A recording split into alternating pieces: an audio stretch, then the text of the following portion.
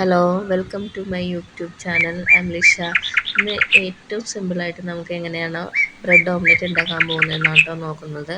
ഇത് ബാച്ചിലേഴ്സിനൊക്കെ പറ്റിയൊരു റെസിപ്പിയാണ്.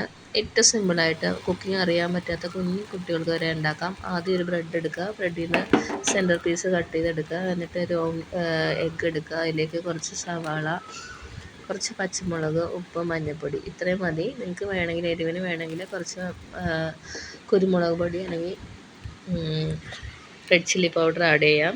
എന്നിട്ട് കുറച്ച് നെയ്യ് എടുത്ത് പാത്രത്തിലേക്ക് ഒഴിച്ചിട്ട് അത് ചൂടാകുമ്പോഴത്തേക്ക് കട്ട് ചെയ്ത് ബ്രെഡ് വെക്കുക. അതിലേക്ക് നടുക്ക് ആ കട്ട് ചെയ്ത സ്പേസിലേക്ക് ഈ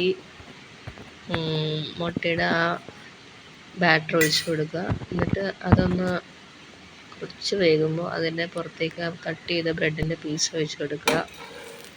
അതൊന്ന് കുക്കാകുമ്പോഴത്തേക്ക് തിരിച്ചിടുക. അതൊന്ന് കുക്ക് ചെയ്യാൻ വെയിറ്റ് ചെയ്യാം. നിങ്ങൾക്ക് നെയ്യ് യൂസ് ചെയ്യാം, അല്ലെങ്കിൽ എണ്ണ യൂസ് ചെയ്യാം. ഏതാണ് നല്ലതെന്ന് വെച്ചാൽ ബട്ടർ അതൊക്കെ യൂസ് ചെയ്യാം. അപ്പോൾ നമ്മുടെ ഏറ്റവും ഈസിയസ്റ്റ് ആയിട്ടുള്ള ബ്രെഡ് ഓംലെറ്റ് റെസിപ്പി റെഡിയായി.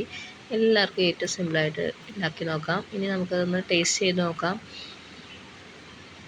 നല്ല ചൂടാണിത്, സൂപ്പറായിട്ടുണ്ട്. ഇനി നമുക്ക് ഏറ്റവും സിമ്പിളായിട്ട് ഏറ്റവും മടിയായിട്ടിരിക്കുമ്പോൾ എങ്ങനെയാണോ ഒരു ബ്രെഡ് ഓംലേറ്റ് ഉണ്ടാക്കണമെന്ന് നോക്കാം. ജസ്റ്റ് ബ്രെഡ് 2 മുട്ട എടുക്കുക, ഉപ്പിടുക, മഞ്ഞൾപ്പൊടി ഇടുക, അത്രേ ഉള്ളൂ. വേറെ ഒന്നും അടയണ്ട. എന്നിട്ട് 2 മുട്ട ആ ചൂടായ പാത്രത്തിലേക്ക് എണ്ണ ഒഴിച്ചിട്ട് ഇട്ട് കൊടുക്കുക, മറിച്ചും തിരിച്ചിടുക. ഏറ്റവും സിമ്പിളായിട്ട് ഏറ്റവും മടിയന്മാർക്ക് ബ്രെഡ് ഓംലേറ്റ് ഉണ്ടാക്കണമെങ്കിൽ